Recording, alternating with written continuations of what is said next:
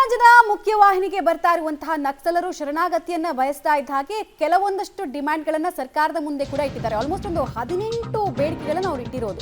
Total ಒಂದು 18 ಬೇಡಿಕೆ. ಅದರಲ್ಲಿ ಪ್ರಮುಖದ್ದು ಏನು ಅಂತ ನಾವು ನಿಮಗೆ ಹೇಳ್ತಾ ಹೋಗ್ತೀವಿ.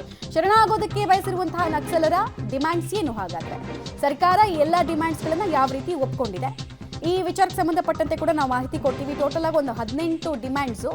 ಅದರಲ್ಲಿ ಪ್ರಮುಖ ಹೈಲೈಟ್ ಆಗುವಂತಹ ಡಿಮ್ಯಾಂಡ್ಸ್ ಏನು ಅನ್ನೋದನ್ನ ನಾವು ಹೇಳ್ತಾ ಹೋಗ್ತೀವಿ ಒಂದೊಂದಾಗಿ. ನಕ್ಸಲರ ಆತ್ಮಗೌರವಕ್ಕೆ ಧಕ್ಕೆ ಆಗಬಾರ್ದು, ಅಂದರೆ ಅವ್ರನ್ನ ಅತ್ಯಂತ ಕೀಳಾಗಿ ನಡೆಸ್ಕೊಳ್ಳೋದು, ಕೆಟ್ಟದಾಗಿ ನಡೆಸ್ಕೊಳ್ಳೋದು ಅಥವಾ ಟಾರ್ಚರ್ ಕೊಡೋದು ತನಿಖೆ ಹೆಸರಲ್ಲಿ ಅದೆಲ್ಲ ಮಾಡಬಾರ್ದು ಅಂತ ಬೇಡಿಕೆಯನ್ನು ಇಟ್ಟಿದ್ದಾರೆ. ಮತ್ತು ಪ್ರಜಾತಾಂತ್ರಿಕ ಹೋರಾಟಕ್ಕೆ ಯಾವುದೇ ತೊಡಕಾಗಬಾರ್ದು ಅಂತ. ಯಾಕಂದರೆ ಅವರು ಹೇಳಿದ್ದಾರೆ, ಕಸ್ತೂರಿ ರಂಗನ್ ವರದಿ ಸ್ಕ್ರಾಪ್ ಆಗಬೇಕು, ಮತ್ತು ಕುದುರೆಮುಖ ಹೋರಾಟದಲ್ಲಿ ನಾವು ಮತ್ತೆ ಪಾಲ್ಗೊಳ್ತೀವಿ, ಅದಕ್ಕೆಲ್ಲ ನೀವು ತೊಡಕು ಮಾಡಬಾರ್ದು ಅಂತೆಲ್ಲ ಕೇಳ್ಕೊಂಡಿದ್ದಾರೆ. ಸಂಬಂಧವಿಲ್ಲದ ಪ್ರಕರಣದಿಂದ ತಮ್ಮ ಹೆಸರನ್ನ ಕೈ ಬಿಡಬೇಕು. ಎಲ್ಲ ಪ್ರಕರಣದಲ್ಲಿ ತಾವು ತಮ್ಮ ಪಾತ್ರ ಇಲ್ಲ ಅಂದರೂ ಕೆಲವುದರಲ್ಲಿ ಸೇರಿಸಿದ್ದಾರೆ.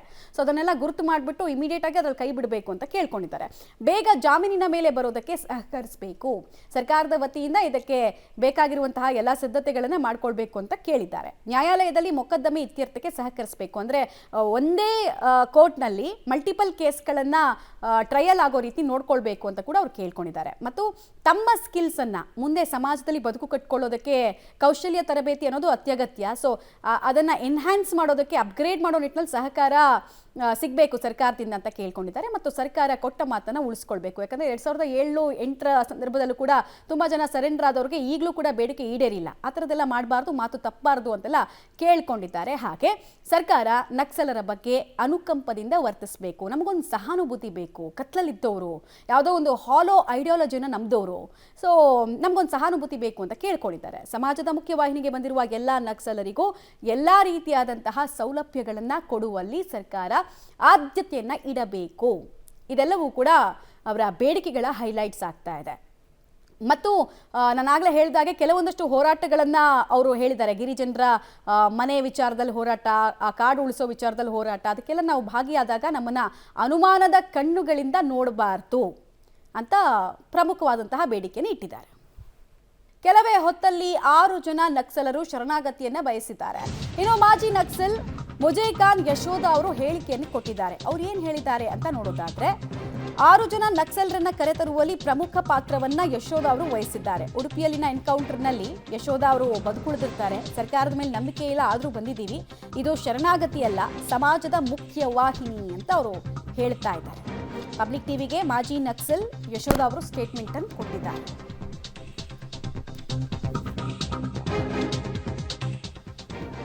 ಮಾಜಿ ನಕ್ಸಲ್ ಮುಜೇಖಾನ್ ಯಶೋಧ ಅವ್ರು ಕೊಟ್ಟಿರುವಂತಹ ಸ್ಟೇಟ್ಮೆಂಟು ಶರಣಾಗತಿ ಸರೆಂಡ್ರು ಅಂತೆಲ್ಲ ನೀವು ಹೇಳಬೇಡಿ, ಅದನ್ನ ನಾವು ಜಸ್ಟ್ ಸಮಾಜದ ಮುಖ್ಯವಾಹಿನಿಗೆ ಬರ್ತಾ ಇದೀವಿ ಅಂತಷ್ಟೇ ವ್ಯಾಖ್ಯಾನಿಸಿ ಅಂತೆಲ್ಲ ತಿಳಿಸಿದ್ದಾರೆ. ಸರ್ಕಾರದ ಜನವಿರೋಧಿ ನೀತಿಗಳ ವಿರುದ್ಧ ನಕ್ಸಲಿಸಂಗೆ ಕಾಲಿಟ್ಟು ಹೋರಾಟ ನಡೆಸಿದಂಥ ಮಾಜಿ ನಕ್ಸಲ್ ಮುಜೇಖಾನ್ ಯಶೋಧ ಕೂಡ ಈಗ ನಮ್ಮ ಜೊತೆ ಇದ್ದಾರೆ. ಇವತ್ತು ನಕ್ಸಲರು ಶರಣಾಗ್ತಿರುವಂಥ ಹಿನ್ನೆಲೆಯಲ್ಲಿ ಅವರು ಸಮಾಜದ ಮುಖ್ಯವಾಹಿನಿಗೆ ಬರೋದಕ್ಕೆ ಯಶೋಧ ಅವರ ಕೊಡುಗೆ ಕೂಡ ಸಾಕಷ್ಟು ಇರುವಂಥದ್ದು. ಹಾಗಾಗಿ ನಮ್ಮ ಜೊತೆ ಇರುವಂಥ ಅವ್ರನ್ನೂ ಸಹ ಮಾತಾಡ್ಸೋಣ, ಏನು ಹೇಳ್ತಾರೆ ಅನ್ನೋದನ್ನು ಸಹ ನೋಡೋಣ. ಮೇಡಮ್ ನಮಸ್ತೆ. ಈಗ 6 ಜನ ನೀವು ನಕ್ಸಲಿಸಂನಲ್ಲಿ ಇದ್ದಂಥವ್ರು, ಈಗ 6 ಜನ ಹೊರಗಡೆ ಬರ್ತಿರುವಂಥದ್ದು, ಏನು ಹೇಳ್ತೀರಾ? 6 ಜನ ಹೊರಗಡೆ ಬರ್ತಿರುವಂಥದ್ದು ಒಳ್ಳೆ ವಿಷಯನೇ. ಯಾಕೆಂದರೆ ಒಳಗಡೆ ಇದ್ಕೊಂಡು ಒಬ್ರಿಗೊಬ್ರು ಬಡ್ದಾಡ್ಕೊಂಡು ಹೋರಾಟ ಮಾಡೋದಕ್ಕಿಂತನೂ ಪ್ರಜಾಪ್ರಭುತ್ವದಲ್ಲಿ ಸಂವಿಧಾನಬದ್ಧ ಹೋರಾಟ ಮಾಡೋಕ್ಕೆ ಸುಮಾರು ಅವಕಾಶಗಳಿದ್ದಾವೆ. ಅದೇ ಹೋರಾಟ ಮಾಡ್ತಿ ನಮ್ಮ ಹಕ್ಕುಗಳನ್ನು ನಾವು ಪಡ್ಕೊಳ್ಬೇಕು ಅಂತ ಹೇಳೋದು ಒಳ್ಳೆ ಇದಾಗಿದ್ದರಿಂದ ಅವ್ರು ಬರೋದು ಒಳ್ಳೆಯದಿದೆ ಅಂತ ನಾನು ಹೇಳ್ತೀನಿ.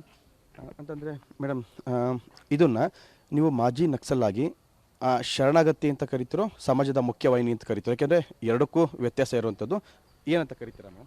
ಸಮಾಜದ ಮುಖ್ಯವಾಹಿನಿ ಅಂತಲೇ ಕರಿತೀನಿ ನಾನು. ಸಮಾಜನ ಮುಖ್ಯವಾಹಿನಿಗೆ ಬರ್ತಾರೆ ಅಂತಲೇ ಕರಿತೀನಿ.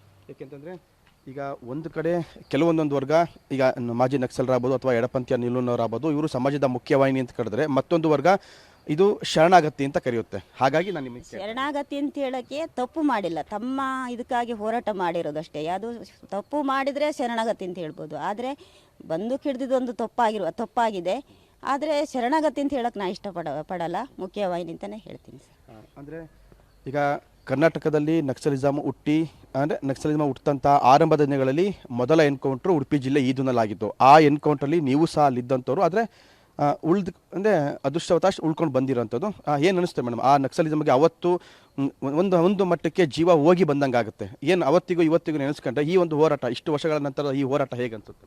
ಅಂದರೆ ಭಯದ ವಾತಾವರಣದಲ್ಲೇ ಬದುಕಬೇಕಾಗತ್ತೆ ಸರ್. ಯಾಕೆ ಅಂತ ಹೇಳಿದ್ರೆ ನನಗೆ ಇದು ಎನ್ಕೌಂಟ್ರ್ ಏನಾಯ್ತು ಅವತ್ತು ನನಗೆ ತುಂಬಾ ಭಯ ಇತ್ತು. ನನಗೆ ಗೊತ್ತಿಲ್ಲದೆ ಹೋಗಿರೋದು ನಕ್ಸಲಿಸಮ್ ಅಂದರೆ ಏನು ಅಂತ ಗೊತ್ತಿಲ್ಲದೆ ನಾ ಸಂವಿಧಾನಬದ್ಧವಾದ ಹೋರಾಟಗಳನ್ನು ಮಾಡ್ತಾ ನಮ್ಮ ಹಕ್ಕುಗಳನ್ನು ನಾವು ಪಡಿಬೇಕು ಅನ್ನೋ ಒಂದು ವಿಚಾರದಾಗ ಹೋದಾಗ ಆ ಥರದೊಂದು ಸಿಚುವೇಶನ್ ಬರ್ತದೆ ಅಂತ ನಾನು ಅಂದ್ಕೊಂಡಿರಲಿಲ್ಲ.